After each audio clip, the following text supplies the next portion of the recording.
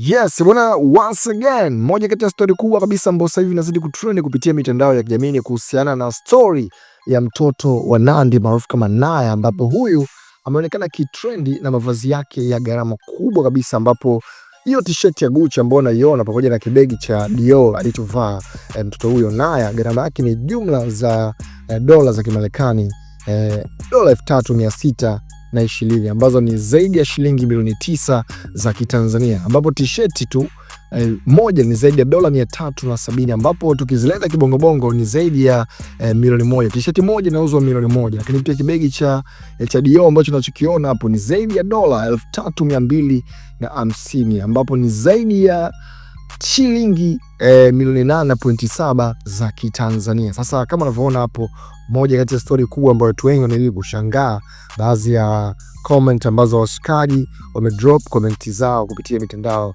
ya kijamii. Sasa nitakusomea baadhi ya comment za mashabiki, ambapo baada ya kuona hizo video ambazo zinazidi kutembea, lakini pia tumeona wakiwa unbox hizo zawadi, ambapo tukimwona Nandy akiwa anamfungulia hizo baadhi ya gift kwa mtoto wake.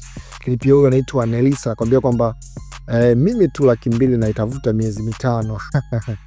Lakini pia anaitwa Kiba paswa kichwa anasema kwamba asante dogo janja kwa kuonyesha njia, na hivyo ndio mtoto star anatakiwa kuwa. Lakini pia unaitwa Jerry Simba anasema kwamba wale wa majengo 3 buku lile hapa. Unaitwa Clara anasema kwamba lakini uzuri vinafanana hata vya mtumba. Unaitwa Apple Motion anasema kwamba hela zipo, kwa nini asibaruza.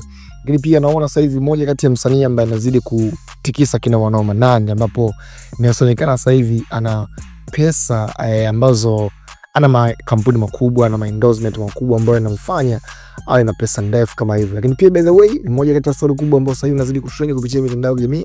Pia make sure drop comment yako, ambapo mmoja siku ya leo, story ya leo, make sure subscribe ili kwa mtu kwanza kupata kila story zote ambazo zinazo trend kupitia mitandao ya kijamii. Mimi ndo Smart Kali. Bye bye.